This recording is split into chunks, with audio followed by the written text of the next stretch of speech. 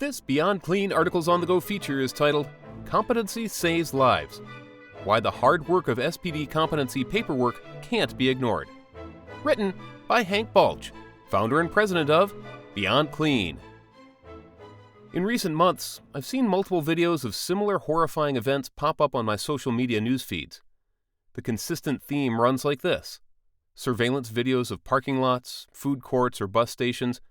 An infant or toddler begins choking and stops breathing, and a frantic parent hands the distressed child off to a police officer or firefighter who performs life-saving treatment to rescue them. As a father of two small children myself, it's impossible to watch these videos without powerful emotions of fear, helplessness, and an unmitigated sense of relief as it all ends well. When it comes to emergencies like this, we all instinctively know that someone who has been trained to handle the situation is the best person to rely on for help. If you need CPR, for instance, who would you want to perform it? A paramedic who was recertified last week, or someone who hasn't had the training for 10 years? Of course, we'd want the person with the most relevant knowledge and the freshest exposure to the life-saving content. In our time of need, we all want someone who is competent. Knowing this, why do so many of us compromise our trust in documented, structured competence when it comes to our own sterile processing departments? Paying the price of paperwork. If we were to distill down all the reasons that sterile processing leaders might take shortcuts regarding competency checks in their departments, the primary excuse would almost always be the excessive time it takes to complete competency paperwork on every frontline technician. The typical shortcut around this massive time investment is to either perform competency checks less often, every other year for instance, or water down competency checklists into a general overview of a department workflow that can be completed in a quick one-on-one interview. The problem is, neither of these options does justice to the true life-saving nature of a sterile processor's job duties. Facilities and leaders who are willing to short-circuit employee competency checks are showing that they actually do not believe the work being done in the SPD is all that complex or even important.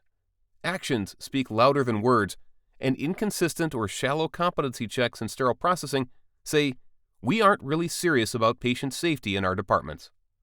If we really believe that competence saves lives, no amount of paperwork will stand in our way of making sure these checkoffs are happening for every member of our team.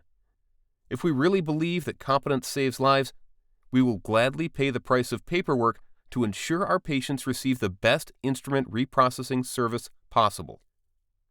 Calling technology's bluff. Some of you may already be nodding your heads in agreement and comforting yourselves in the fact that your SPD department completes annual competencies on all employees through some type of online module, webinar, and digital assessment. There is indeed tremendous time savings that can be gained by leveraging technology to support your competency reviews. Additionally, much of the information shared can be standardized through digital delivery systems and integrated into the regular life of the department, instead of a singular event that occurs once a year.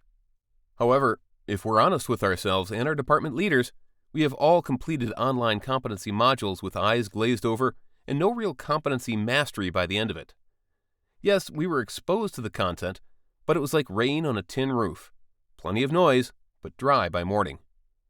The value proposition of online or digital competency tools cannot and should not ultimately replace the role of critical thinking educators and leaders who can dig down to the root of a technician's knowledge to see how deep it really goes. Are online modules a helpful tool? Absolutely. The entire tool chest? Not even close. Certifications don't save lives. This final point here is both personal and complex.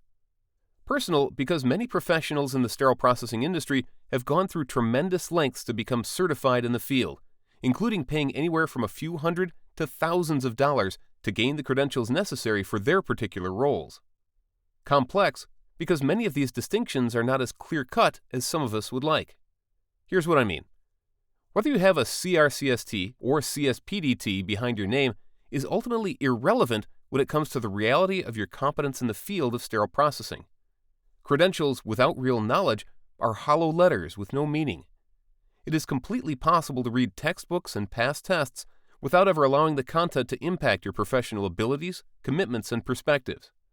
When it comes to protecting patients from surgical harm, there is nothing inherently magical about a few extra letters printed on your badge.